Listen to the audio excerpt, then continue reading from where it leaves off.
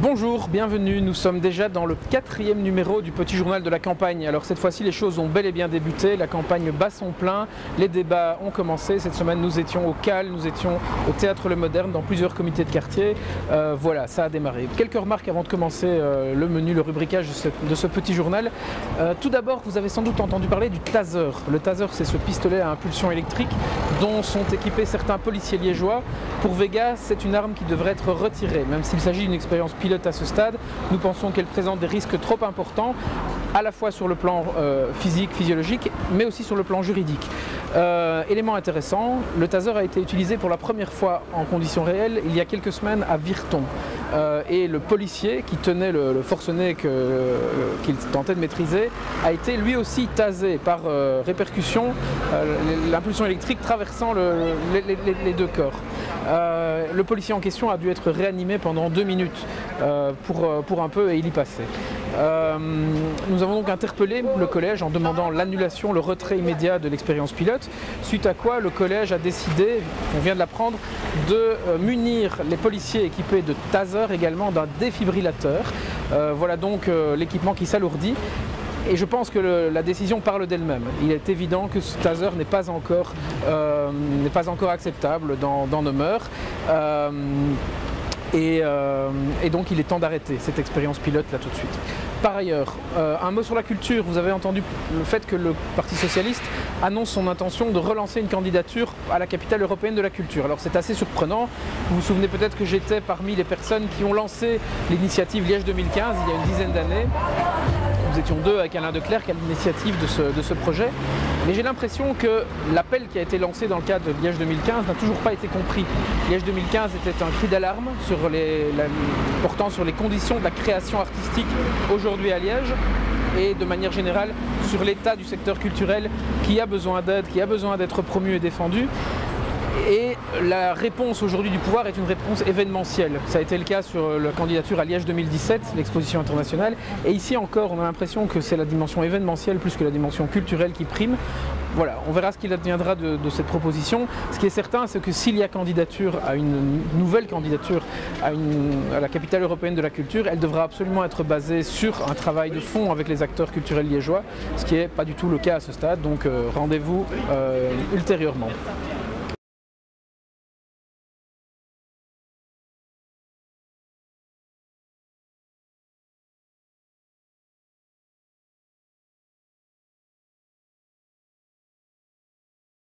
Alors, on commence tout de suite avec cette première rubrique qui concerne Vega, du côté de chez Vega. Pas mal de choses du côté de chez Vega. D'abord, on a ce local ici, ce local de campagne qui a été réaménagé en 1 semaine par des militants, qui est mis à notre disposition par des sympathisants de la coopérative et qui vous est ouvert désormais tous les jours, en fin de journée, entre 15 et 18 heures en semaine. Le week-end, plutôt en journée, les horaires sont affichés, on les mettra d'ailleurs dans la vidéo. Et donc vous pouvez passer ici dans ce local qui se trouve rue de la Régence, juste en face de la Grande Poste. On est au pied de la passerelle, à côté de l'université. Vous pouvez passer chercher, par exemple, notre tract général, une affiche, venir discuter avec des candidats, venez poser vos questions, tout ça est possible. Voilà, deuxième info importante concernant Vega, les listes provinciales sont désormais bouclées et déposées. Nous serons candidats comme annoncé dans les 5 districts de l'arrondissement de Liège, c'est-à-dire outre Liège-Ville qui correspond à un district, le district de Fléron qui correspond à toutes les communes de l'Est entre Bleuny et Comblain-au-Pont, avec Olivier Balthus, notre conseiller communal à Traux comme tête de liste, Serein qui réunit Serein et Neupré, où ce sera Marcel Coles qui emmènera la liste, Saint-Nicolas, où c'est Clémentine Warland, actuellement derrière la caméra, qui sera notre tête de liste. Donc le district de Saint-Nicolas regroupe les communes de Flémal, Grasse-Logne, Anse, Aouan, Saint-Nicolas. Le district de Visé, toute la Basse-Meuse, emmenée par Caroline Monzoul. Et puis à Liège, ce sera Liliane Hendrix, notre candidate. Voilà, et donc concrètement, ça signifie que si vous êtes à Liège-Ville, vous pourrez voter pour Vega au communal et au provincial. Par contre, si vous êtes dans une des 23 autres communes de l'arrondissement de Liège, vous pourrez voter pour Vega uniquement au provincial. Mais c'est important de le faire. Et nous pensons, la raison pour laquelle nous déposons ces listes partout au provincial, c'est parce qu'il existe un mécanisme dit de l'apparentement. L'apparentement permet de récupérer les voix des différents districts pour faire élire un élu dans un district où on en aurait suffisamment, mais pas tout à fait assez. Et donc ce mécanisme nous permet d'espérer, si des voix se portent sur Vega dans l'ensemble de l'arrondissement, élire un conseiller probablement à Liège, peut-être à Fléron, peut-être dans un autre district. Et donc le travail que vont faire tous nos candidats dans ces districts est essentiel. Dans le dossier d'aujourd'hui, on va parler mobilité. Alors c'est la semaine de la mobilité. On voit que pas mal de choses sont en train de bouger. Le discours sur la mobilité est devenu central. Là, on était ce matin au discours de la séance académique des Fêtes de Wallonie. La mobilité est clairement le caillou dans la chaussure des majorités sortantes au niveau local, au niveau régional. Vous savez que la mobilité est une des priorités de Vega, sans doute le dossier sur lequel on a le plus approfondi, le plus travaillé, sur lequel on a le plus de propositions. Ce qui me semble essentiel à dire, on ne va pas faire ici l'ensemble de tout ce qu'il y a à dire sur la mobilité. Ce qui me semble essentiel à dire, c'est qu'il est impératif à Liège de penser la mobilité dans le long terme. On doit arrêter de faire des projets à côté d'un projet, à côté d'un projet.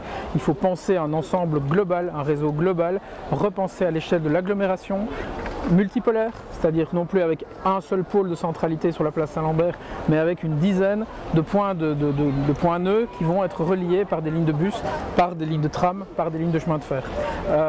C'est à ce prix-là qu'on parviendra à changer la situation actuelle qui voit, vous le savez sans doute, plus de 80% des déplacements être effectués en voiture pour Liège-Ville, encore plus pour ce qui concerne l'agglomération.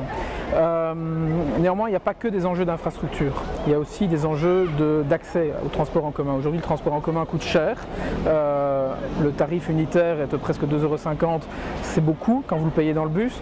La carte de bus aussi coûte cher, l'abonnement, même lui, pour des gens qui ont d'autres modes de transport, n'est pas nécessairement un réflexe. Et donc nous pensons qu'il faut faire un effort significatif sur la question du transport et du prix du transport.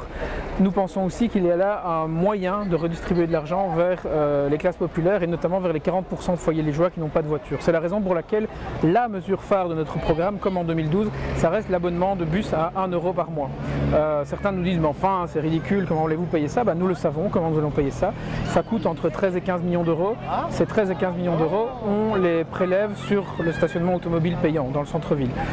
Donc on met en place une taxe qui va nous permettre de lever cette somme. Concrètement, ça veut dire que sur les 100 000 voitures qui rentrent chaque jour dans la ville, elles vont toutes payer quelque chose comme une douzaine d'euros par mois pour pouvoir continuer à utiliser la ville. Et cette somme va nous permettre d'investir massivement dans le transport en commun à travers ce dispositif de l'abonnement. Parce que l'abonnement, évidemment, il va amener beaucoup de gens à utiliser le transport en commun, à augmenter le nombre d'usagers du réseau tech et par conséquent, le réseau tech va devoir se mettre à jour. Et donc, il s'agit aussi d'obliger la région wallonne à faire les investissements qu'elle rechigne tant à faire aujourd'hui. Liège est une grande ville, il n'y a pas d'autre grande ville en Europe occidentale qui est aussi mal desservie en transport en commun que Liège. C'est une vraie catastrophe, il y a d'énormes efforts à faire. Ces efforts ils concernent d'abord la réalisation de la ligne 1 de tram, si possible amender légèrement pour améliorer les points d'intermodalité avec le rail où on a vraiment des points faibles à ce niveau-là.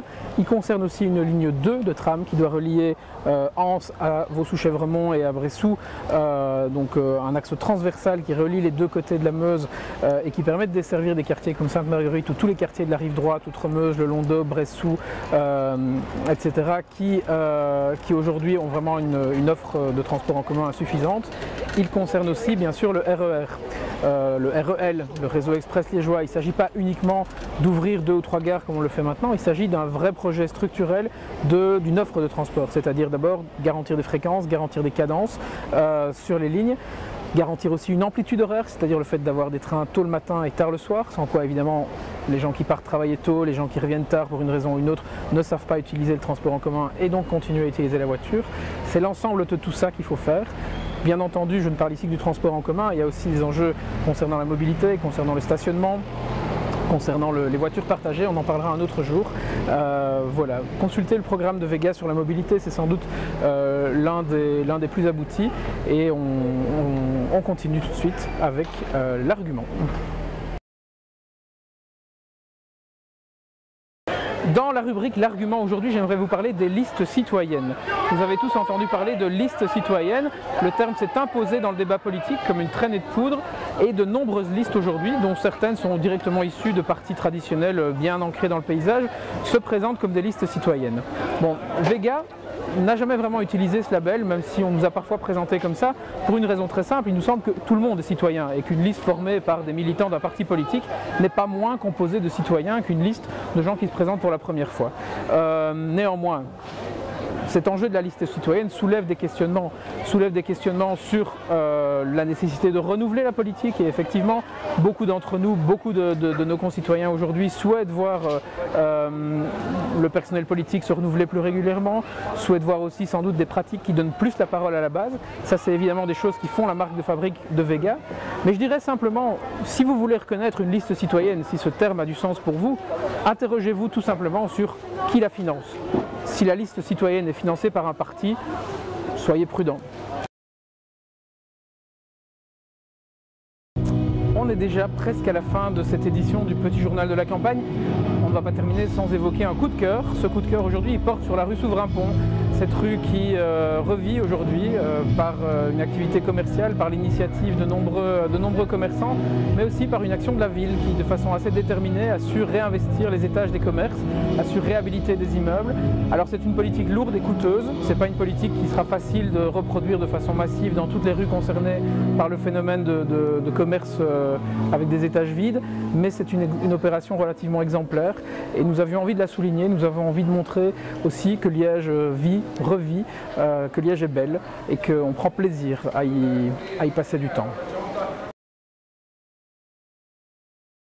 On se quitte dans l'atmosphère festive des fêtes de Wallonie avec l'agenda de la semaine. Demain, lundi, on se retrouve au comité de quartier de Fragné à Licadie.